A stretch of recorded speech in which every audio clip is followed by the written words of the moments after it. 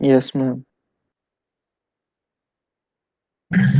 Okay, तो बच्चों last lecture में हमने देखा था कि कंप्यूटर मॉडलिंग एंड सिमुलेशन की कुछ एप्लीकेशंस देखी थी, जिनमें हमने देखा था कि बेसिकली मॉडलिंग के सर्टेन एडवांटेजेस हैं, जिनमें देखा था कि मैम आपकी आवाज बहुत कट रही है हम मैम। अपने सॉफ्टवेयर क्यों कट रही है?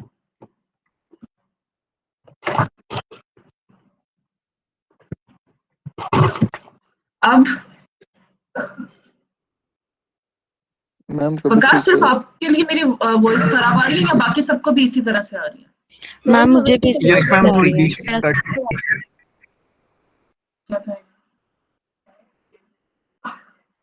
अच्छा, चलिए आप बताइएगा, अब ठीक आ रही है आपको वॉइस? Yes ma'am. चल, गुड।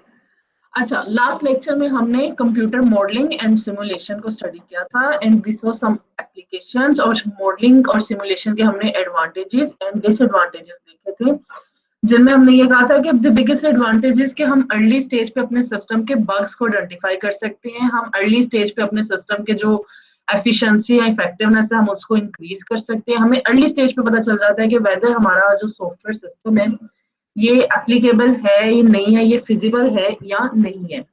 और इसका बिगेस्ट डिसएडवांटेज हमारे पास ये था कि कभी कभी सिमुलेशन जो है वो वे टू एक्सपेंसिव हो जाती हैं, सिमुलेशंस को एग्जीक्यूट होने में जो है वो कभी कभी मंथ्स लग जाते हैं, दे आर टाइम टेकिंग। तो ये एडवांटेजेस और डिसएडवांटेजेस देखे थे। अच्छा, इसके बाद जब जब आपके पास कोई सॉफ्टवेयर सिस्टम है, कोई एप्लीकेशन आती है, तो पहले आप उसको पूरा उसका एनालिसिस करते हो, यू चेक कि वेदर इसकी सिमुलेशन को एग्जीक्यूट होने में कितना टाइम लगेगा, इसका मॉडल की जो है वो क्रिटिकल कितना है। वकार मैंने कुछ भी नहीं लिखा हुआ इस स्लाइड पे, इसलिए आपको कुछ शो नहीं हो रहा स्लाइड पे। अच्छा, तो हम देखते हैं कि मॉडल की क्रिटिकलिटी क्या है, हमारा जो सॉफ्टवेयर सिस्टम है उसकी क्रिटिकलिटी क्या है। क्रिटिकलिटी आई मीन कि अगर आप एक एयरक्राफ्ट बनाने जा रहे हैं, अब उस एयरक्राफ्ट की क्रिटिकलिटी हाई है, अगर उसके सिस्टम में कोई मसला आता है तो it lead to human life threat, right? तो इस तरह के जो मॉडल्स हैं, अगर उनके सिमुलेशन में 3-4 महीने के लिए वो सिमुलेशन एग्जीक्यूट होती भी है या उसकी टेस्टिंग पे हमें 1 साल लगता भी है, तो इट्स अफोर्डेबल। ठीक है, तो आप हम हमेशा पहले अपने सिस्टम को कंप्लीटली एनालाइज करते हैं कि whether we should proceed with the modelling and simulation or we should just focus on the modeling and go for the development and exclude the simulations, right? Last lecture में से किसी का कोई question?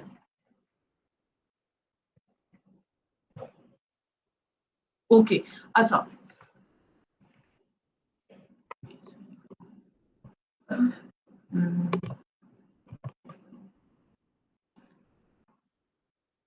जी last lecture में हमने देखा था कि हमारे पास जो है एक सिस्टम जो है उसमें एक सर्टेन सेट ऑफ इनपुट्स आ रहा होता है, और इनपुट से जो है हमारा जो सिस्टम है उसके सर्टेन कंपोनेंट्स हैं, उन कंपोनेंट्स की आपस में कोई ना कोई रिलेशनशिप्स होते हैं।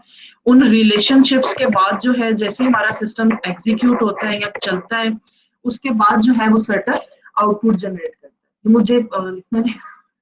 Okay, just bear with me, I am just trying कि ये किस तरह से होगा। नहीं हुआ ना, उसने पैक कर दिया।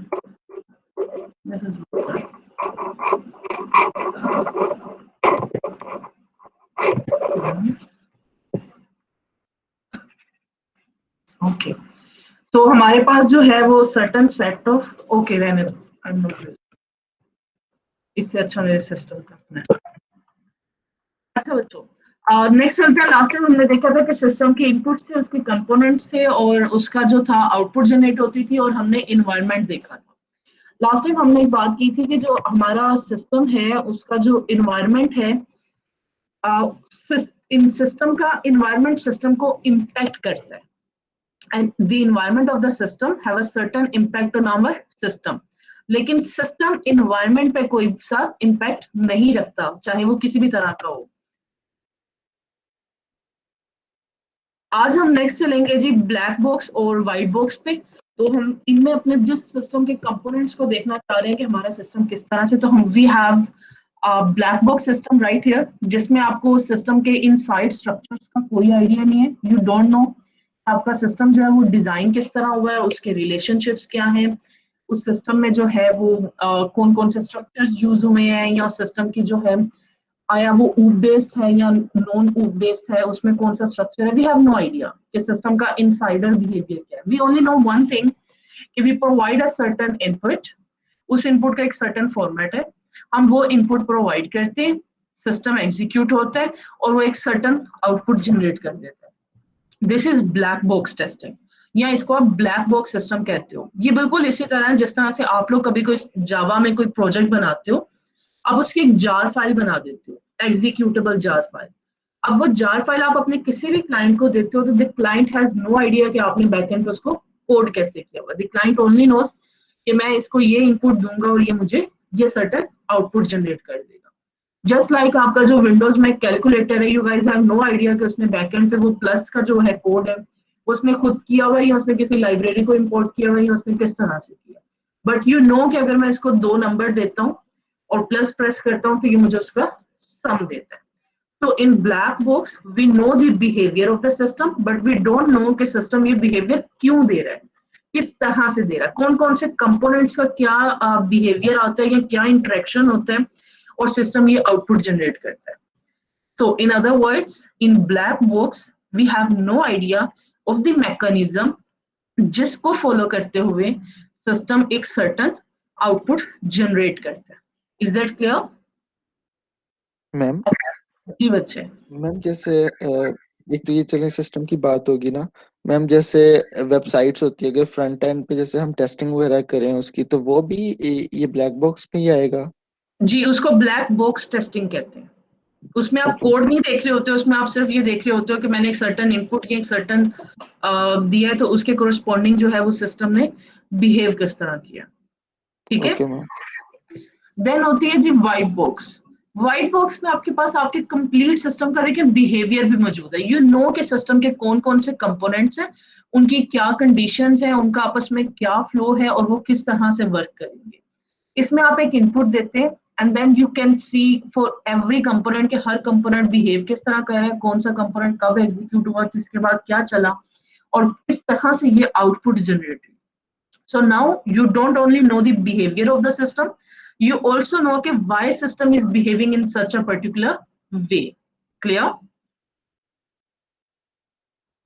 एक एग्जांपल है नीचे, do we need overall pollution indication in a city. अगर हमें एक सिटी है उसमें हमें पोल्यूशन का रेट देखना है और हम उसको ओवरऑल देख रहे हैं, वी आर नॉट कंसर्न कि कौन से पर्सन के पास कौन सी व्हीकल है और कौन सी व्हीकल जो है वो ज्यादा पोल्यूशन जनरेट कर रही है या कौन सा इंस्ट्रूमेंट जो है वो ज्यादा पोल्यूशन जनरेट कर रहा है। We are only interested in the output. तो ये ब्लैक बॉक्स है। लेकिन अगर हम चले जाते हैं वी नीड एग्जैक्टली हु और what is responsible for the pollution, तो फिर ये हमारे पास आ जाता है व्हाइट बॉक्स में। Clear? Any questions in black box and white box understanding? No, ma'am. Okay. अच्छा, फिर हमारे पास कंपोनेंट्स ऑफ द सिस्टम जो हैं उनमें अगर जैसा मैंने लास्ट टाइम भी आपसे कहा था कि talking about the natural systems now and then, तो नेचुरल सिस्टम्स में जो रिलेशनशिप्स हैं वो लॉज ऑफ फिजिक्स डिफाइन कर रहे होते हैं कि अगर जो है वो क्लाउड्स में आपकी जो वाटर वेपर्स हैं उनकी सैचुरेशन ज्यादा हो जाती है तो इट विल रेन और समथिंग। तो ये लॉज ऑफ फिजिक्स के थ्रू जो है वो कंपोनेंट्स का आपस में इंटरेक्शन नेचुरल सिस्टम में उस तरह से डिफाइन हुआ होता है। लेकिन इन अदर्स जो ह्यूमन डिजाइन जितने भी सिस्टम्स हैं उनमें आपके रिलेशनशिप्स जो हैं वो डिफरेंट प्रोसेसेस की आपस में कम्युनिकेशन से डिफाइन हुए होते हैं, उनकी आपस में जो डिपेंडेंसीज हैं उनसे डिफाइन हुए होते हैं, उनके रिलेशनशिप्स, मतलब इन सब चीजों से आपने उनको डिफाइन किया होता है कि किस तरह से ये बिहेव करेंगे, उनका फ्लो जो है वो आपने डिफाइन किया होता है कि ये इस तरह से चलेगा। एक सिस्टम के जो वेरिएबल्स हैं उनकी डोमेन या रेंज होती है। बाय डोमेन एंड रेंज भी मीन कि एक वेरिएबल है वो आया इंटीजर है, स्ट्रिंग है, करेक्टर है, या वो कौन सा वाला है। और अगर वो इंटीजर है तो उसकी रेंज क्या है। फॉर एग्जांपल इंटीजर्स की रेंज है आपके पास कि यहाँ से यहीं तक जाएंगे और एक्सेट्रा। या आपके पास करेक्टर्स हैं तो आप कहते हो कि it will only be alphabetical A to Z हमारी रेंज है, तो आप कोई ना कोई रेंज डिफाइन करते हो। Then your variable can be stochastic और डिटर्मिनिस्टिक। स्टोकेस्टिक वेरिएबल वो होता है कि जिसमें हम कहते हैं कि इस वेरिएबल की जो वैल्यू है ये किसी ऐसी चीज पर डिपेंड करती है जो टोटली रैंडम है, किसी ऐसी चीज पर डिपेंड करती है जो कि टोटली रैंडम फिनोमिना है। तो इस तरह के वेरिएबल को हम स्टोकेस्टिक वेरिएबल कहते हैं। डिटर्मिनिस्टिक वेरिएबल वो होता है जिसकी आउटकम जो है वो हमें पता होती है कि अगर ये वाला सर्टन फिनोमिना अकर होता है तो वेरिएबल की वैल्यू ये सर्टन होगी, और अगर ये पर्टिकुलर फिनोमिना अकर होता है तो वेरिएबल की वैल्यू ये होगी। अगर आप में से किसी ने एआई का कोर्स किया हो तो वो इन टर्म्स से वेल फेमिलियराइज्ड होंगे। उसमें भी आप देखते हैं स्टोकेस्टिक इन्वायरमेंट और डिटर्मिनिस्टिक इन्वायरमेंट। स्टोकेस्टिक इन्वायरमेंट में आपको नेक्स्ट का नहीं पता होता कि नेक्स्ट एक सर्टन मूव के बाद नेक्स्ट इन्वायरमेंट क्या होगा। उसमें अक्सर वो आपको एग्जांपल देते हैं ड्राइविंग कार की, कि जब आप एक टर्न लेते हो, when the car is about to take a turn, so you have no idea कि आपका नेक्स्ट एनवायरनमेंट क्या होगा। उसमें आपकी कार के इन फ्रंट में कोई व्हीकल होगी नहीं होगी, या कितने पेडेस्ट्रियंस होंगे, या कितनी व्हीकल्स होंगी उस रोड पे, तो वो स्टोकेस्टिक में आ जाता है। लेकिन डिटर्मिनिस्टिक में आप अगर चेस प्ले कर रहे हो और उसमें आपने एक मूव करनी है, आप you are about to move particular to a particular box, तो आपको पता है कि नेक्स्ट एनवायरनमेंट क्या होगा। यू हैव कंप्लीट आइडिया, आपका डिटर्मिनिस्टिक एनवायरनमेंट है। यू नो कि अगर ये पर्टिकुलर इस बॉक्स से इस बॉक्स में प्लेयर मूव करता है तो उसका नेक्स्ट एनवायरनमेंट क्या होगा। तो इसी तरह से वेरिएबल्स जो है वो भी स्टोकेस्टिक और डिटर्मिनिस्टिक हो सकते हैं। तो once again to summarise both, stochastic में रैंडम मतलब कुछ भी कोई रैंडम फिनोमेना है या कोई ऐसा फिनोमेना है जो डिटर्मिनिस्टिक नहीं है, जिसका आपको कोई आइडिया नहीं है, उस पे वेरिएबल की वैल्यू डिपेंड करती है। और डिटर्मिनिस्टिक वो है जिसमें वेरिएबल की जो वैल्यू है वो किसी ऐसे फिनोमेना पे या किसी ऐसी चीज पर डिपेंड करती है जिसका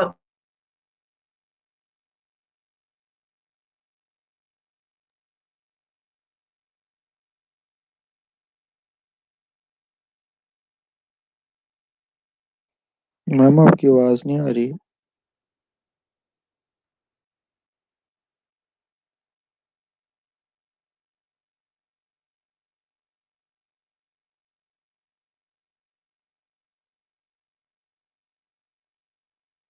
ओके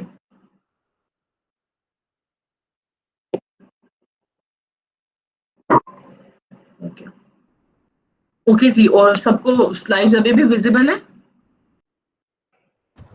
Yes, ma'am. ओके, तो हम समराइज कर रहे थे जी स्टोकेस्टिक और डिटर्मिनिस्टिक को। तो स्टोकेस्टिक में आपके पास वो वाले आ रहे हैं जिनका आपको नहीं आइडिया कि एक सर्टेन फिनोमिना या एक रैंडम फिनोमिना है और उसके अगेंस्ट हमारे वेरिएबल की वैल्यू क्या होगी, तो वो स्टोकेस्टिक में आ जाते हैं। डिटर्मिनिस्टिक में यू नो क्लियर कट कि आपका जो एक वेरिएबल है एक पर्टिकुलर फिनोमिना अकर होता है तो उसकी वैल्यू क्या होगी। स्टैटिक में वो स्टैटिक रह रही होती है, सिंगल वैल्यू। आपको पता है, आपने स्टैटिक वेरिएबल्स पे काम भी किया हुआ है। टेम्पोरल वो होता है कि वो टाइम के अकॉर्डिंगली एक सर्टन टाइम के इंस्टेंस पे उसकी वैल्यू चेंज हो रही होती है। अकॉर्डिंग टू द टाइम आपका वेरिएबल जो है वो अपनी वैल्यूज चेंज कर रहा होता है। Is that clear class? Any confusion in this?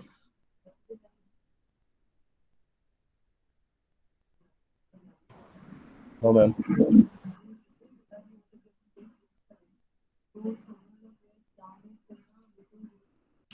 हाँ मैम अच्छा एक जी। दफा स्टैटिक का बता दें।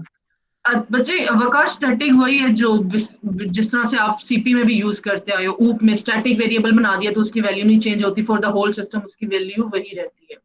अच्छा, कश्यप ने एक अच्छा क्वेश्चन किया। शी सेड कि चेस का आपने डिटर्मिनिस्टिक में एग्जांपल दी है, लेकिन चेस में जब एक प्लेयर मूव करता है तो वी हैव नो आइडिया कि सेकंड प्लेयर क्या मूव करेगा। तो we are not talking about कि सेकंड प्लेयर की इंट्यूशन की हम बात नहीं कर रहे। हम ये बात कर रहे हैं कि जब एक प्लेयर, मैं बीइंग अ प्लेयर, मैं एक मूव करती हूँ, देन वी नो कि अगेंस्ट दिस पर्टिकुलर मूव मेरे सिस्टम की स्टेट क्या होगी। वी नो ना कि सिस्टम की स्टेट क्या होगी। इसी तरह से दूसरा प्लेयर अगर कोई मूव डिसाइड करता है तो वी नो कि ये उसकी पॉसिबल मूव का सेट है, और उसमें से अगर वो ये पर्टिकुलर मूव सेलेक्ट करता है तो मेरे सिस्टम की स्टेट क्या होगी। मतलब वी नो कि हमारे सिस्टम की नेक्स्ट स्टेट क्या है। ठीक है, बिल्कुल उसी तरह जिस तरह हम ड्राइविंग कार में बात कर रहे थे कि हमने जैसे ही टर्न लिया वी हैव नो आइडिया कि हमारे सिस्टम की नेक्स्ट स्टेट क्या है। Class give me a minute please.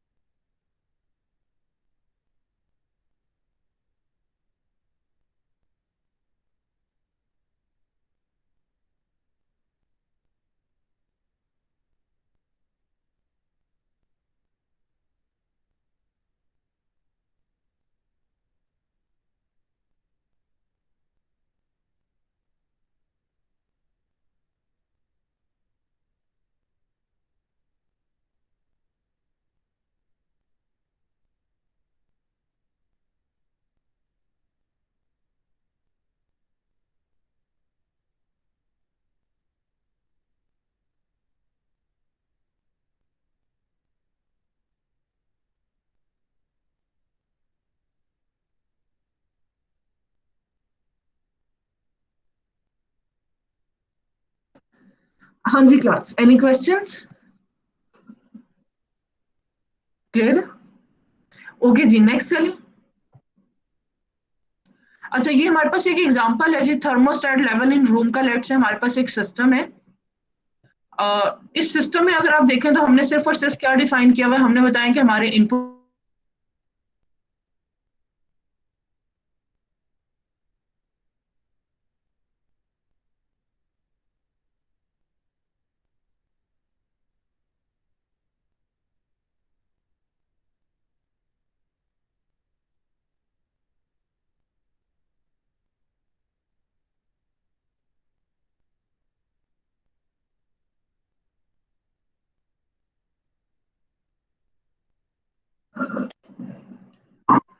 Okay, am I Audible?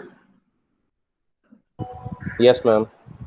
अच्छा बच्चे, हम thermostat level in room system की बात कर रहे थे। तो अगर इसमें आप देखें तो चार चीजें हमने बताई हैं: the input variable, the output variables, the state variables and the environmental variables. तो if in case I give you any system and I ask you to analyse the particular system, तो आपने यही चार चीजें जो हैं वो बेसिकली एनालाइज करनी है: the input variable, output, state and environment variables. अब ये एग्जांपल है जी thermostat level in a room की। उसका ये कोई मॉडल बना हुआ है, उसके कोरस्पॉन्डिंग ये बता रहा है कि इनपुट वेरिएबल्स में विंडो का साइज, रूम का साइज क्या है, हीटर की इंटेंसिटी क्या है, कितने हीटर्स हैं, वॉल की इंसुलेशन है नहीं है, अगर है तो कौन सी है, number of people in a room कितने। मतलब ये बहुत तमाम फैक्टर्स हैं जिनकी बेस पे हम डिसाइड कर सकते हैं कि एट द एंड हमारा जो थर्मोस्टेट है वो कितना अच्छा परफॉर्म करेगा, राइट? ये वो तमाम फैक्टर्स हैं जो एक थर्मोस्टेट की जो एफिशिएंसी है या जो उसकी इफेक्टिवनेस है, ये उन पर इम्पैक्ट रखते हैं। अच्छा, इसी तरह आउटपुट वेरिएबल्स में ऑफ कोर्स कि उसने एनर्जी कितनी कंज्यूम की, mean temperature through out a time कितना रहा, लोकलाइज टेम्परेचर डिस्ट्रीब्यूशन क्या थी। अच्छा, ये आप लोकलाइज टेम्परेचर डिस्ट्रीब्यूशन होती है कि जो इंटीग्रेटेड सर्किट था ना, उसने एक पर्टिकुलर टाइम पे या उसने particular instances of the time पे उसने टेम्परेचर क्या डिटेक्ट किया। ये आप उस टाइम पे कर सकते हो अगर आपका सिस्टम व्हाइट बॉक्स है। अगर आपका सिस्टम ब्लैक बॉक्स है तो आप आईसी को एक्सेस नहीं कर सकते, आप उसका टेम्परेचर नहीं ले सकते। फिर आपका जो आउटपुट वेरिएबल में वो सिर्फ और सिर्फ एनर्जी कंजम्पशन और मीन टेम्परेचर आएगा। So while writing your output variables, make sure कि वो आउटपुट वेरिएबल वो हो जो आपका, अगर आप ब्लैक बॉक्स सिस्टम की बात कर रहे हो तो वो ब्लैक बॉक्स से रिलेटेड आउटपुट वेरिएबल हो, वो आपके किसी वेरिएबल की वैल्यू ना हो। और अगर आप व्हाइट बॉक्स की बात कर रहे हो फिर तो आप बहुत सारी चीजें ऐड ऑन कर सकते हो अपने सिस्टम की स्टेट की, अपने सिस्टम के कंपोनेंट्स के बिहेवियर की एंड एवरीथिंग, फिर बहुत सब कुछ ऐड हो जाएगा। ठीक है? स्टेट वेरिएबल के आपका फ्लक्स थ्रू वॉल, मतलब कितना जो टेम्परेचर था वो वॉल से फ्लो आउट हुआ है या फ्लो इन टेम्परेचर की वैल्यू क्या थी, या लोकलाइज टेम्परेचर की डिस्ट्रीब्यूशन क्या हुई। ये बेसिकली ये पूछ रहा है कि डिफरेंट टाइम इंटरवल्स में आपका जो स्टेट थी आपके सिस्टम की या जो आपके रूम की, वो स्टेट क्या थी। एक पर्टिकुलर टाइम पे आपने स्टेट गेट की, उस टाइम पे आपकी आईसी की स्टेट क्या थी, आपके रूम का टेम्परेचर क्या था, आपकी वॉल अगर वो इंसुलेशन वाली थी तो कितना टेम्परेचर फ्लो आउट हुआ या इनसाइड फ्लो इन हुआ, और अगर नहीं थी तो क्या हुआ। मतलब ये सिस्टम के वो बिहेवियर, उसकी स्टेट्स देखना। और इन्वायरमेंट में ऑफ कोर्स आपका जो आउटसाइड वेदर कंडीशन है वो आपके सिस्टम को इम्पैक्ट करेगी। आपका जो आउटसाइड वेदर है अगर वो उसमें कोई फ्लक्चुएशन आती है तो उसके अकॉर्डिंगली आपके सिस्टम की आउटपुट में fluctuation. Clear class? Yes, ma'am.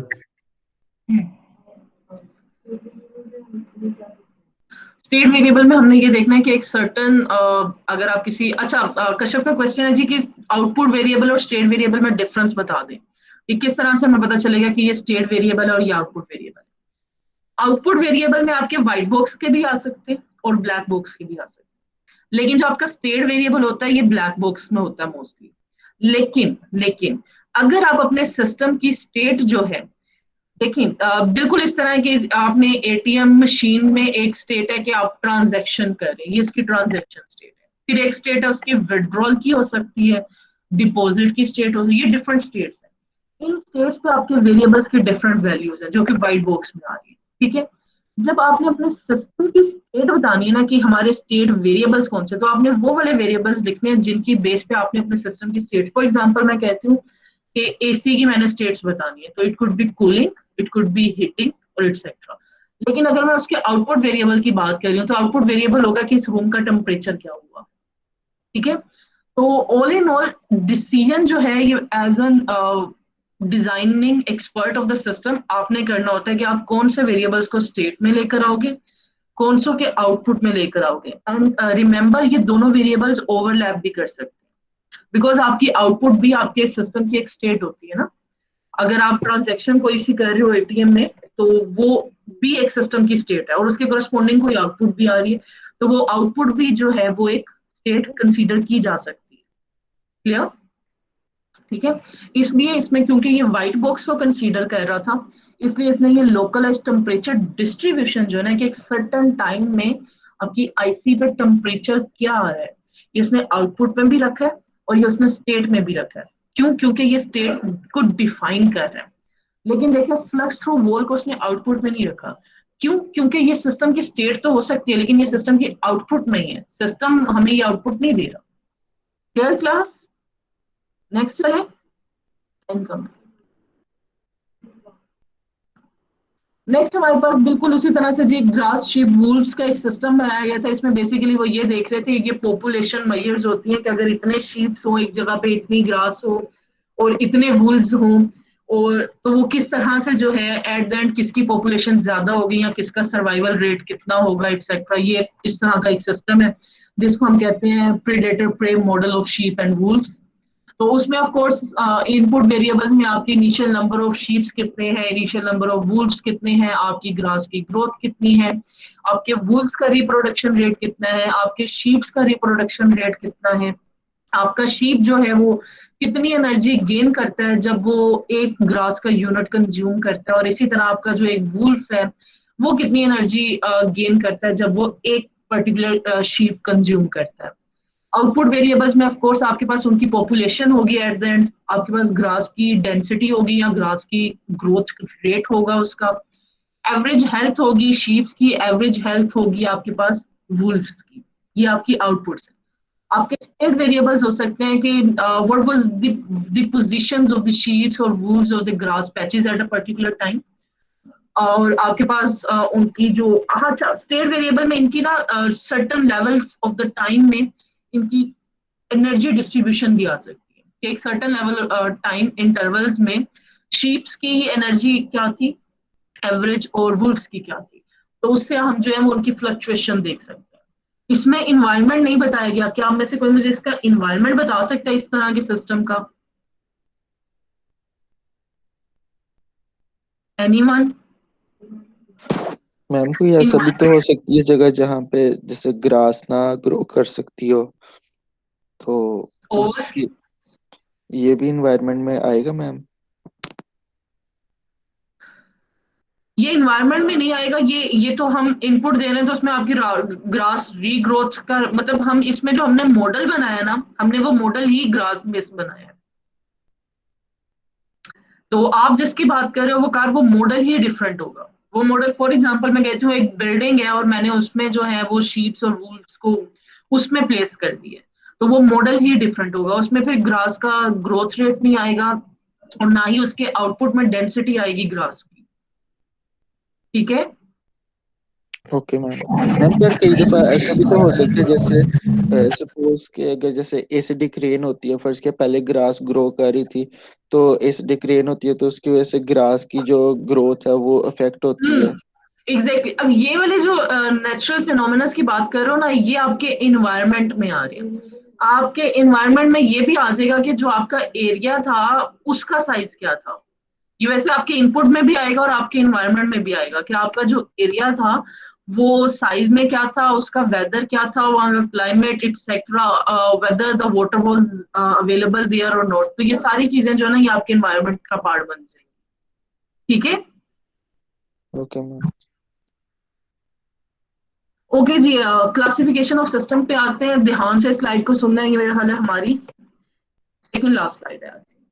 तो हमारे पास जो सिस्टम्स हैं वो डिफरेंट तरह के हैं जिनमें प्रोबेबिलिस्टिक सिस्टम है।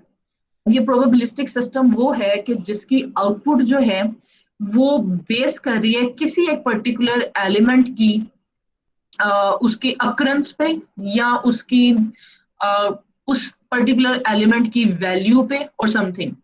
अच्छा, वंस अगेन प्रोबेबिलिटी के कंसेप्ट से आप सब लोग फेमिलियर होंगे।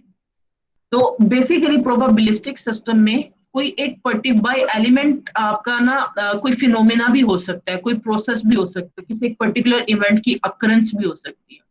तो प्रोबेबिलिस्टिक सिस्टम में आपकी जो आउटपुट है वो किसी एक पर्टिकुलर फिनोमेना, प्रोसेस, एलिमेंट या किसी एक सर्टन चीज की प्रोबेबिलिटी पे डिपेंड करती है।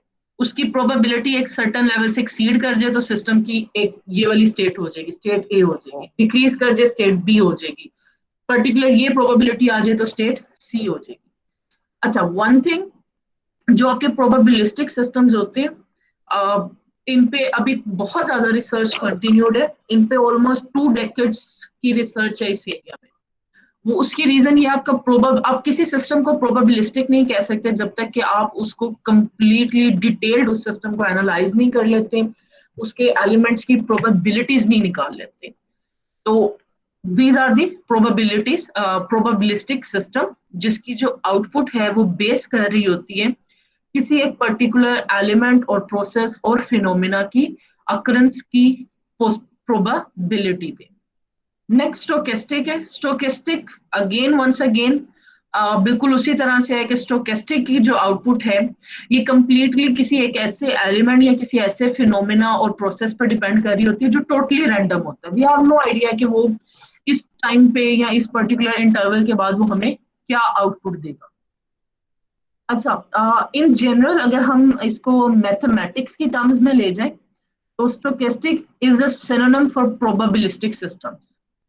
For example, a stochastic variable or process is also called probabilistic.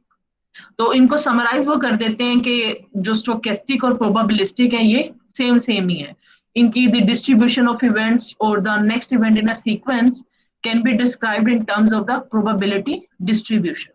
लेकिन जब हम सिस्टम की बात करेंगे और मॉडलिंग एंड सिमुलेशन और मशीन लर्निंग में इनकी हम बात करेंगे तो हम इनमें थोड़ा सा डिफरेंस मेंटेन रखेंगे। तो हम कहेंगे the difference between probabilistic and stochastic is that the probabilistic system is derived using the probabilities of a particular phenomena, process or element.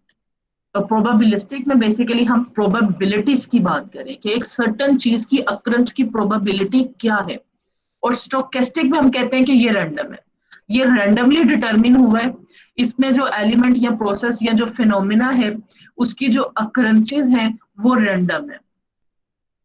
Once again probabilistic में प्रोबेबिलिटीज और स्टोकेस्टिक में रैंडमनेस। अच्छा, there is a research that states कि अगर आपके पास enough set हो data का, मतलब you have like 1 decade data, तो स्टोकेस्टिक जो है वो विद द टाइम वो प्रोबेबिलिस्टिक में कन्वर्ट हो जाता है, क्योंकि फिर उसकी जो रैंडमनेस होती है ना वो आहिस्ता आहिस्ता खत्म होती जाती है। You start to recognise the patterns in your data. तो वंस आपको पैटर्न रिकॉग्नाइज हो जाए तो you can identify the probability. So within time, stochastic systems can lead and get into the probabilistic systems. But once again, to get to a probabilistic system, आपको जो है वो एक years का जो है वो data set required होता है और उसका analysis required होता है। डिटर्मिनिस्टिक सिस्टम वंस अगेन ये वही है जिसमें आपको पता होता है कि एक सर्टन इनपुट आई है, एक सर्टन इवेंट अगर हो तो हमारे जो सिस्टम है उसकी नेक्स्ट स्टेट क्या होगी, what will be the next state of our system, वो डिटर्मिनिस्टिक। वंस अगेन इसमें आप चेस की एग्जांपल ले सकते हो। स्टैटिक वर्सेस डायनामिक वही है, स्टैटिक एक सिस्टम की एक कॉन्टिन्यूस वर्सेस डिस्क्रीट की जिस हमने बात की थी। तो एक सिस्टम है वो कॉन्टिन्यूसली जो है वो उसमें चेंज आता जा रहा है, विद इन टाइम वो चेंज होता जा रहा है, हर सेकंड पे वो चेंज हो रहा है, उसका चेंज स्टॉप नहीं करता। तो उसके कोरस्पॉन्डिंग आप एक कॉन्टिन्यूस आउटपुट जनरेट कर रहे होते हो। और एक सिस्टम है जो कि डिस्क्रीट होता है, जो एक सर्टन इंटरवल्स ऑफ टाइम पे आपके पास आ रहा होता है, उसकी आप डिस्क्रीट इंटरवल्स पे आउटपुट जनरेट कर रहे होते हो, उसको हम डिस्क्रीट सिस्टम्स कहते हैं। नॉर्मली हम वर्ड कॉन्टिन्यूस डिस्क्रीट का यूज करेंगे। अच्छा, यहाँ पे भी यही बताया कि डिस्क्रीट सिस्टम जो है ये स्टेट वेरिएबल है, change instantaneously at separated points in time, और कॉन्टिन्यूस जो है ये स्टेट वेरिएबल्स हैं जो कि चेंज हो रहे हैं continuously with respect to the time.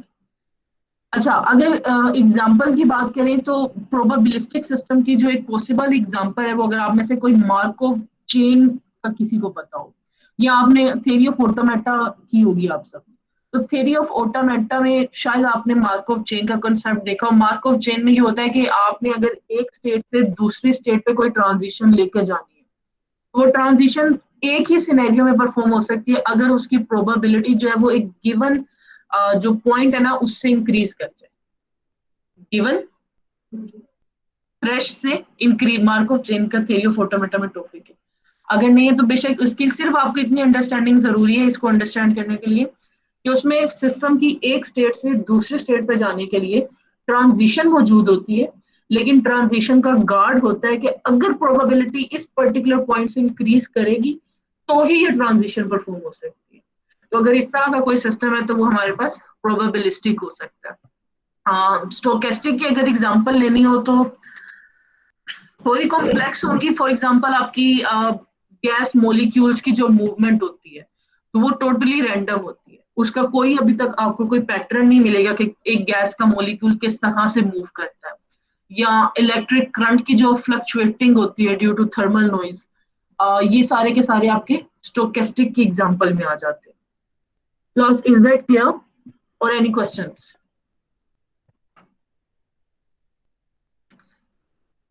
Clear और एनी क्वेश्चंस?